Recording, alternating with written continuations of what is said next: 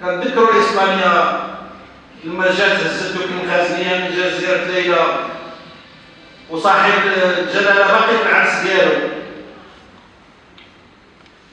كنذكروا بانه بالنسبه لنا كمغاربه حسينا بالظلم.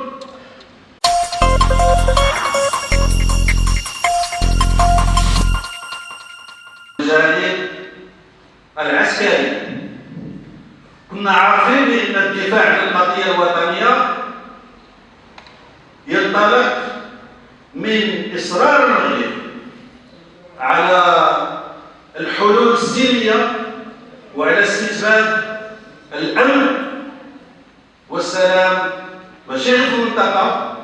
كتلاحظوا معايا بانه المغرب دائما ما كينطلق في معالجه الاشكالات والتوترات اللي كاينه في العالم من منطلق تاكيده على السلم والسلام.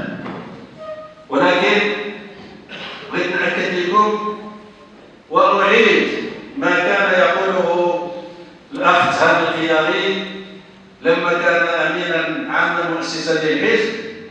كان دائما يصر على انه اللي بغى السلم خاصو يستعد للحرب. الحمد لله انه في 25 سنه او 27 سنه على تاسيس حزب جبهه القوى الديمقراطيه. طبعا هذه الفتره يمكن في حياتنا كتبان طويله، ولكن فتره بحال هذه في حياه مؤسسه ولا في حياه امه قصيره جدا. الحمد لله في هذه المده القصيره منذ تاسيس حزب جبهه القوى الديمقراطيه الى الان، اليوم ممكن نعتزوا كمغاربه لما حققه المغرب من بناء سياسي ومؤسساتي مبني على في تصوره الاخير على دستور 2011. ممكن نعتزوا كذلك لما حققه المغرب على المستوى الاقتصادي والاجتماعي والثقافي واساسا على المستوى العسكري. لانهم ملي كنشوفوا المناورات ديال المغرب اللي كيديرها مع شركائه ومع الدول اللي اختار انه يتعاقد معها استراتيجيا ويبني معها تعاون عسكري، بحال ديك اللي دارت مع الجيش الامريكي في اتجاه كناريا، واللي استطاعت انه اسطول ديال دوله جاره كبير. كنذكروا اسبانيا لما جات هزت دوك المخازنيه من جزيره ليلى وصاحب الجلاله باقي في العرس ديالو. كنذكروا بانه بالنسبه لنا كمغاربه حسينا بالظلم. الحمد لله وصل الوقت فينا حقيقه ان المناوره ديال الجيش المغربي ما تقدرش اسبانيا توقفها.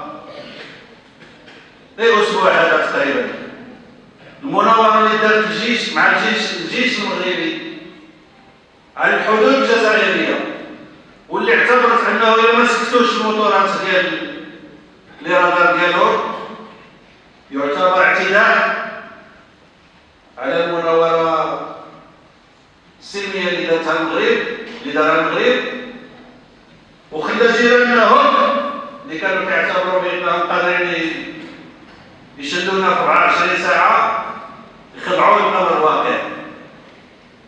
لذلك انا كمغربي كمواطن لما كنشوف صاحب الجلاله الحمد لله على انه دخل بصحه جيده ويمشي مباشره يترأس مجلس وزاري وتكون فيه من بنوده ومن في جدول اعماله واحد العدد ديال المعاهدات اللي فيها التعاون العسكري. لما كنشوف انا كمغربي بانه الوزير اللي كاين في بوسكوره واللي كاين في كرسيف قادر يصنع الدرون اللي ممكن تحر المناورات اللي على الحدود، كنفتخر وكنحس بحالكم بدون شك بأنه بلادنا الحمد لله غادية في الطريق الصحيح، لأن المسألة الاستراتيجية في يد بمقتضى الدستور في يد المؤسسة الملكية، والحمد لله أن القوى الوطنية الحية